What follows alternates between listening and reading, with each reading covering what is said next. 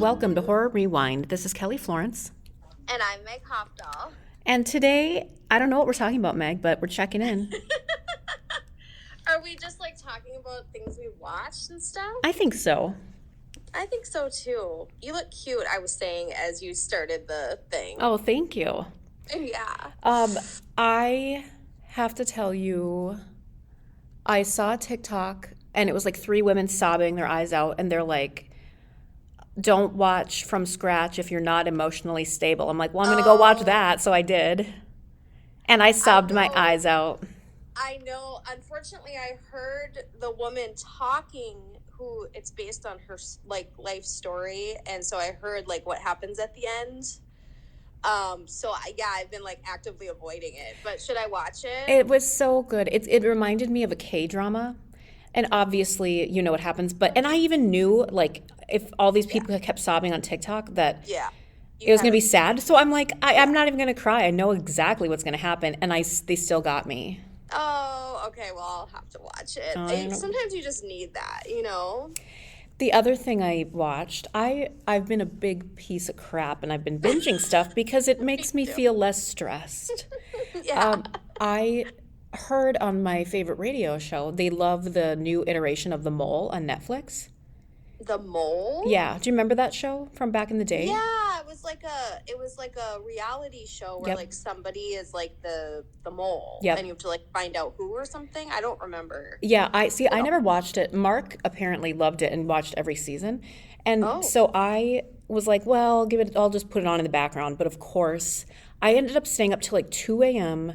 watching it one night, and then the next morning I woke up early to finish it because it was that compelling. It's so good. Oh God, who knew? And it has it's so well done, and then it has like a lot of Agatha Christie things and a lot of horror things. Ooh. And it's like escape rooms and psychological warfare, you know. It was good. Okay, I'm definitely gonna check that out. Is it like kid appropriate? Yeah. Okay, because I feel like the kids might like that. Yeah. It's very good. I mean, it's kind of like, I know you would like it. It's like Survivor meets Big Brother meets I don't know what. Oh, yeah. I probably would like that. Okay, cool. Oh, no, I have more things to watch now. I know. What have you been watching? Well, you were just talking about sobbing your eyes out. I read this book called Black Tide by Casey Jones. It's his debut novel. And it's really good. It's like The Mist meets Tremors meets A Quiet Place, like that kind of thing. But I'm just going to say, spoiler alert, the dog dies. Oh. And he dies a hero at the end, but I was just like wrecked. I was wrecked. Like, don't. It was really good, but like that made me cry. Oh. He died a hero, Kelly. Oh. Anyway, so that got to me. That was my cry recently. But okay, so I've been watching Dahmer. And I'm absolutely just blown away by Evan Peters. Oh my gosh. So good. I know. And like I said on Twitter, like it's not fun. It's not a fun show to watch. No. It's so compelling. And he's so good that I just find myself having to watch it. I know. It's just like magnetic. Yeah. Even though it's like upsetting and disturbing. And I think they're doing a really good job of not so much focusing on this. They are obviously, you can't do a Jeffrey Dahmer thing without talking about what he did, but I think they're doing a really good job of like showcasing kind of the problems around him and like the fact that the police aren't doing what they're supposed to be doing and they're homophobic and like, things like that. So I think they're doing a really good job of that. Did you finish watching it? Yeah, we did. Okay. And again, I talked about it before, but I'll say it again. It's the kind of show you're not going to binge it in a weekend because it's so disturbing. We had to walk away. Yeah. I definitely. Yeah. The other thing I think they're doing a good job of is obviously humanizing the victims, and it's not just a name and a date that they died, which a lot of times when we're reading about a killer, that's what we hear. Yeah. Instead, we're finding out these real people, and it's so heart-wrenching. It is. And even just scenes like where he's like trying to tell his dad that something's wrong with him and his dad's like not paying attention, and it's not, I'm not blaming anybody, it's nobody else's fault what happened to, you know, that he was the way he was, but I just think there's interesting things to sort of like pick up society wise and like on a larger scale, it, you know, to understand and learn. And yeah, like even in the very first episode, that victim who like gets out,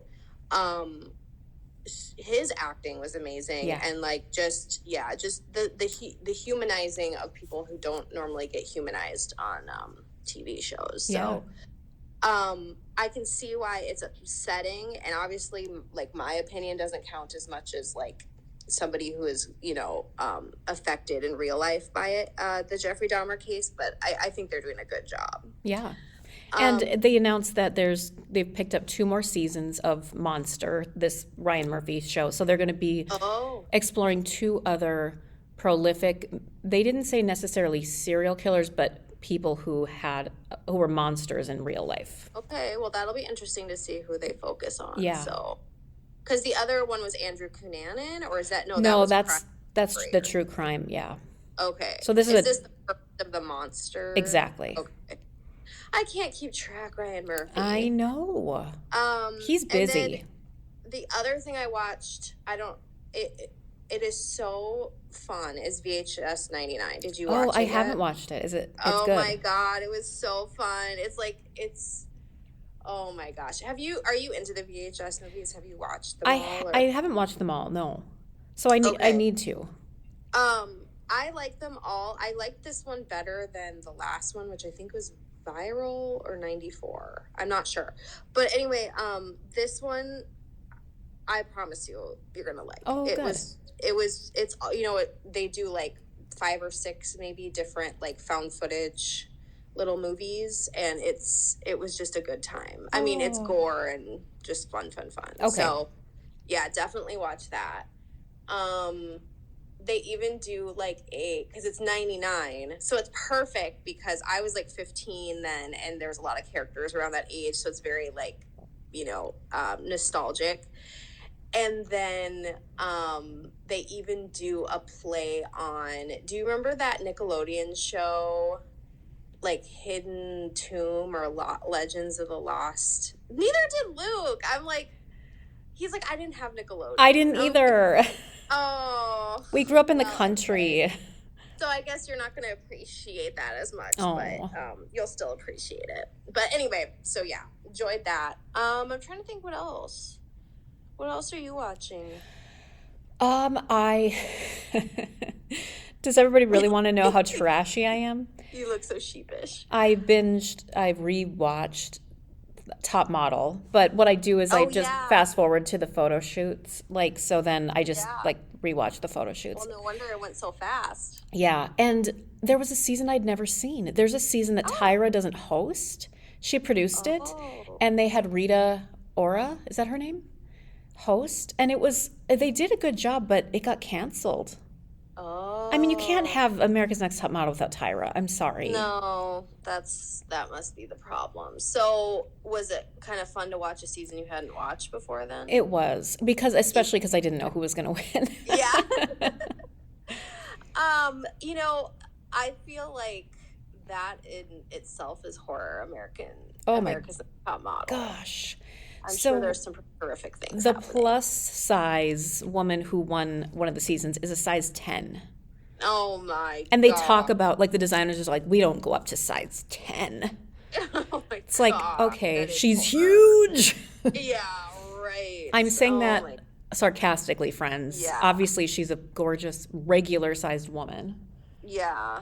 She's tiny even. Yeah, that's frightening.